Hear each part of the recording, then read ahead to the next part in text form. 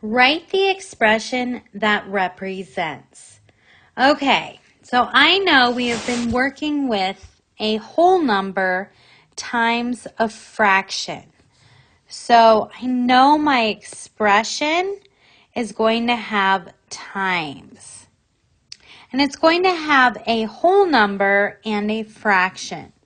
So if I look, all right, I see one part shaded out of 1, 2, 3, 4, 5 total parts. So it looks to me like I have 1/5 shaded. So that must be my fraction.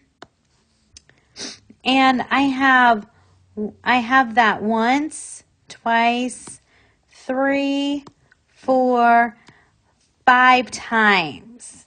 So 1/5 times 5. That's my expression.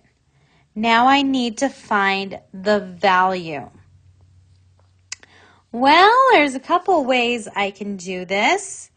One way, I know to make one whole, I would need 5 equal parts. And I have 1, 2, 3, 4, 5. So I know my value is 1 whole.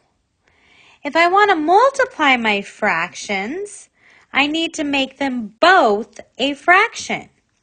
So 1/5 times, well, this is 5 wholes. So I'm literally going to write it as 5 wholes. Then I multiply straight across. 1 times 5 is 5. 5 times 1 is 5. I know if I have the same number on the top and the bottom, it is 1 whole. Let's look at another one. Write the expression that represents. Okay, so I'm seeing 1 shaded out of a total of 1, 2 equal parts. Well, that's 1/2.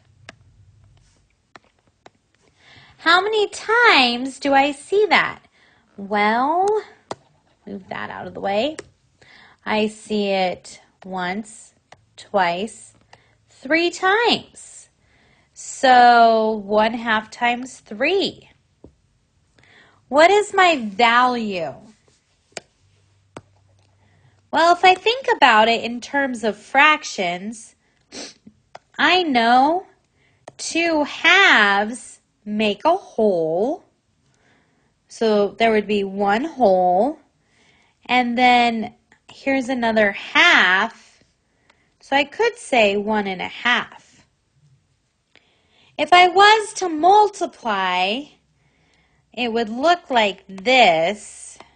3 wholes, multiply straight across.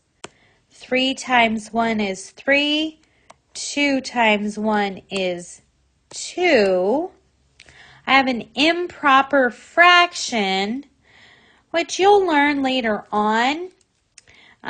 When you change that to a mixed number, in this case it would be 1/2. But I would accept 3 halves also as the value.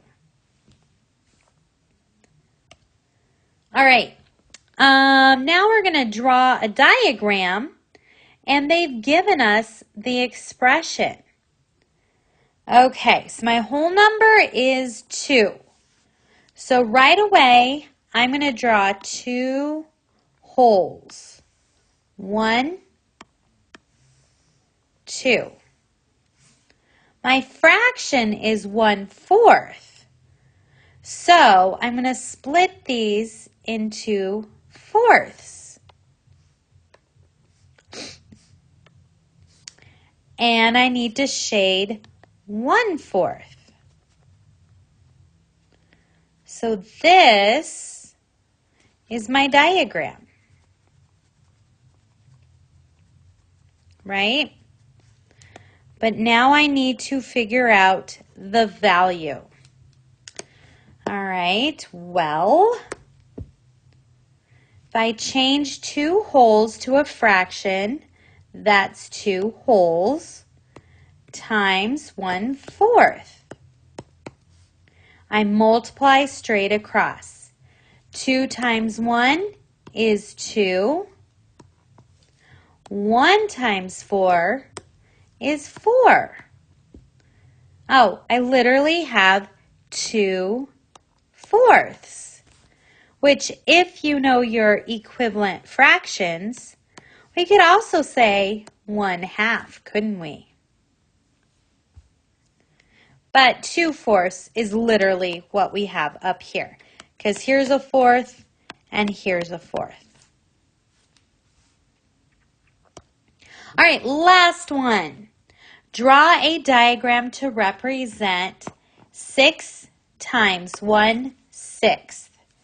I look at my whole number first, and I know I need 6 wholes. So this is going to take me a minute. 4. Oh my gosh, I drew them too big. I'm going to cram in the 6th one. There's my 6 wholes.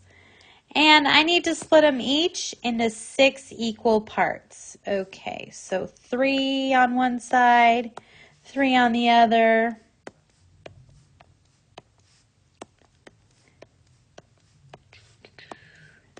All right, drawing my diagram.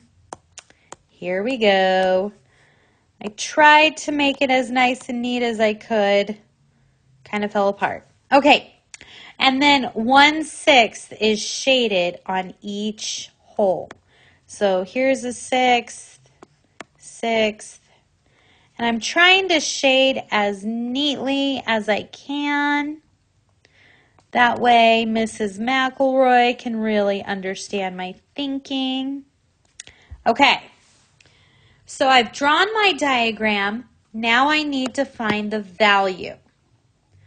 Well, if I'm going to use our algorithm, I'm going to go, okay, 6 wholes, right, because this is a whole number, and times 1/6, because that one's already a fraction.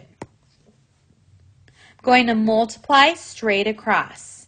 6 times 1 is, of course, 6, and 1 times 6 is, of course, 6. Duh! 6/6 is my value, which we know is equivalent to 1 whole. You probably noticed that we have 6, and if I have 6/6, I have a whole. So, oops, 1 whole. All right, that doesn't look like a 1. 1, okay. So there you go. That is how you multiply a whole number by a fraction and draw a diagram.